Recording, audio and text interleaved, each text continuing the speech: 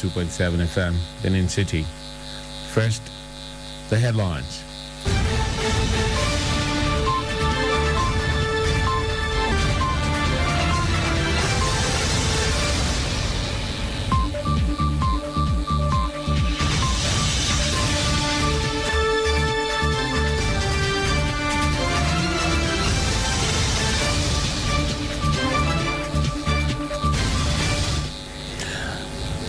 Nigeria Immigration receives 63 border security equipment donation from Canadian government.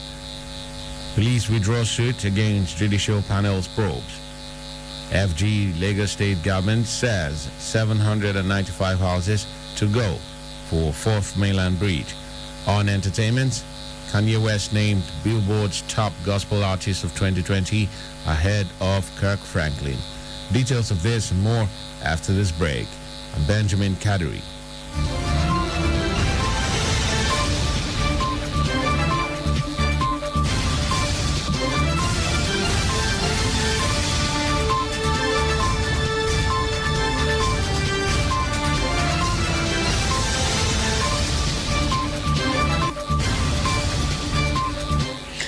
Now the news in detail. The Nigeria Immigration Service has received 63 migration information and data analysis system equipment from the Canadian government in furtherance of their collaboration to strengthen security.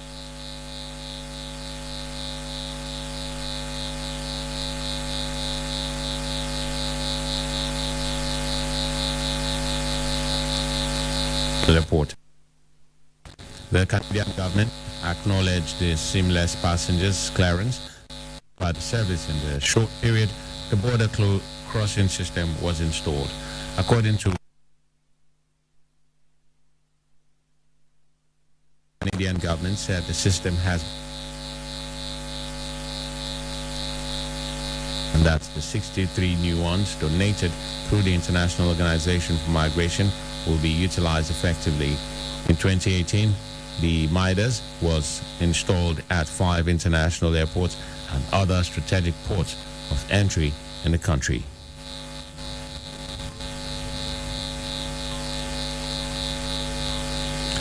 The Nigerian Air Force Friday inducted 3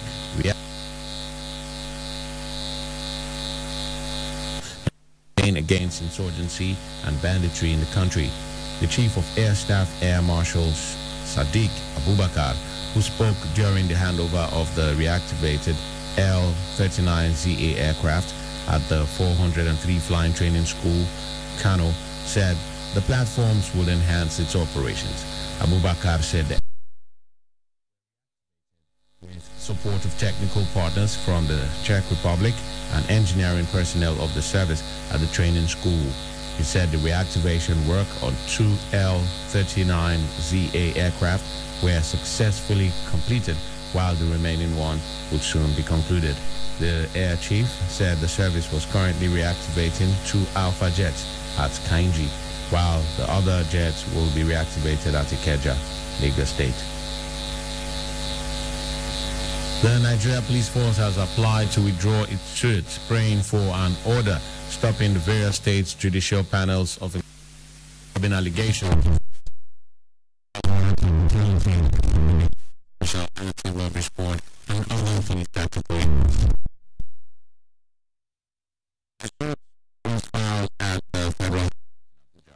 The decision is set. The decision to set up the various panels of inquiry in the suit was taken by the National Economic and Vice President Yemi Osinbajo in the aftermath of the recent nationwide #EndSARS protest demanding an end to police brutality. The Inspector General of Police, Mohammed Adamu, on Thursday denied authorizing the filing of the suit. The plaintiff, therefore, through one of its lawyers, Festus Ibudi, filed a notice of discontinuance of the suit on Friday.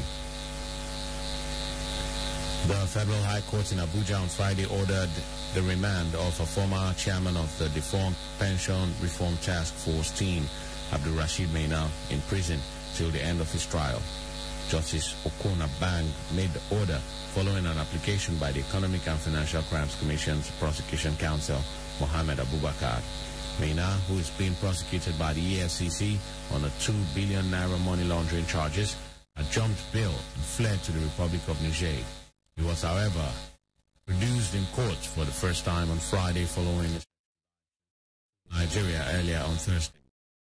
A lawyer, Adaji Abel, who newly took over Maina's defense on Friday, appealed to the judge to adjourn the case to enable him to prepare adequately for the case. The judge acceded to the request and adjourned till December 8th.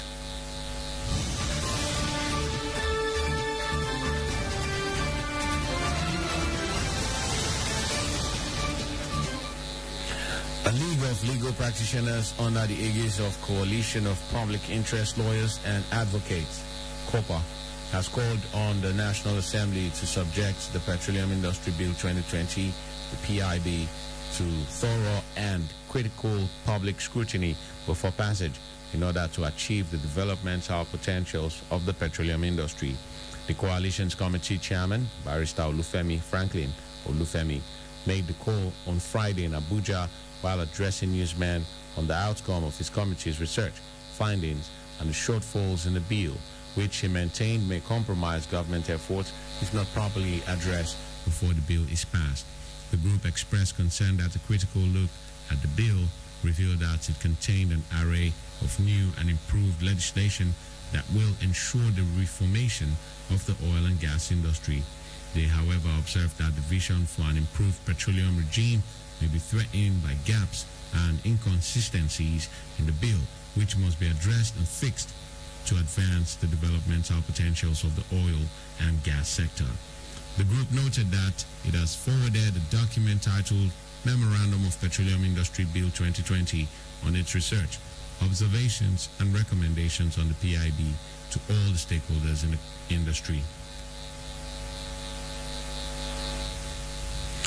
The news continues right after this break. Stay tuned.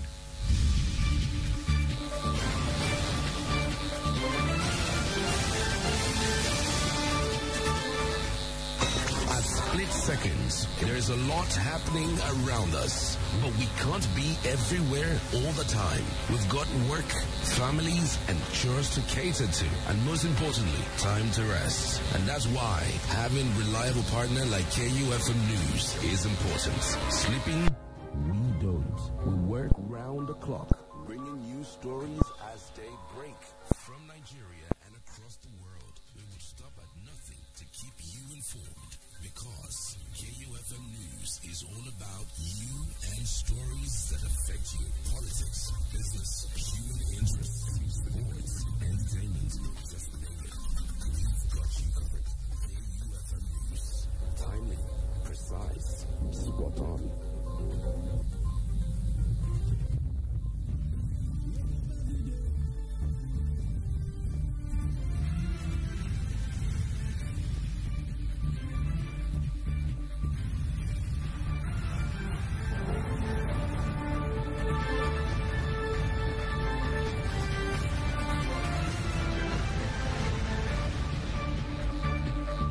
Welcome back. Still in the news, the Minister of Interior, Rauf Aregbesola, on Friday declared that the agitation by the youth across Nigeria has woken the nation from its dormancy. This is as the Bishop of Anglican Church of Nigeria, Ijesha North Diocese, Isaac Oluyamo, said the federal government needs to properly address the youth agitation to curb a repeat of the ugly occurrence. Aregbesola, who spoke at the third session of the diocese's third synod with the theme, Where Are You?, at St. Peter's Anglican Church, Ijebu-Jesha, Osun State, said youths are a device for development to any society if their energy is properly channeled. He stressed the need to ensure proper coordination of the protest and ensure adequate security to avoid the carnage and wanton destruction of legacy achievement as witnessed during the EndSARS protest. Bishop Oluyamo said corruption, insecurity, youth agitation, and unemployment are some of the urgent problems the Nigerian government must solve to attract national development. President Muhammadu Buhari on Friday declared the 2020 edition of the Lagos International Trade Fair open, reiterating the federal government's commitment to revamping Nigeria's industrial revolution plan. The trade fair, which is being promoted by the Lagos Chamber of Commerce and Industry, will be on till December 13. The 34th edition of the fair is holding both physically at the Tafawa Balewa Square in Lagos and virtually. The president, represented by the Minister for Industry, Trade and Investment, Niyi Adebayo, said the challenges posed by the COVID-19 pandemic had made it imperative to accelerate the growth of the industrial sector. According to him, the government is also facilitating trade and maximizing the benefits of international trade through multilateral trade relations with other countries. The federal and Lagos state governments have said 795 houses might be demolished to pave the way for the construction of the proposed 37-kilometer fourth mainland bridge. The two authorities said a lot of effort had been made to reduce the number of affected structures from about 9,000 to less than 800. This was even as the state government assured that owners of the affected properties will be adequately compensated despite the prevailing economic circumstances. The State Ministry of Physical Planning and Urban Development said the bridge, which will connect Lagos and Ogun states, will pass through Abraham Adesoya in Lagos and Sparklights Estate near the Lagos-Ibadan Expressway in Ogun State. The federal government said the proposed bridge will boost economic growth.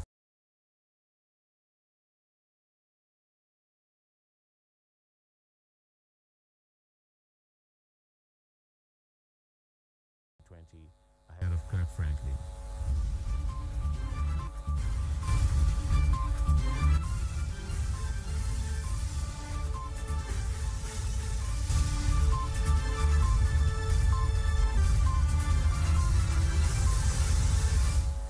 You're still on to News Break on K92.7 FM.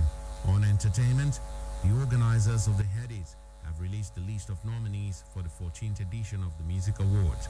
The award ceremony is aimed at recognizing outstanding achievements in the Nigerian music industry.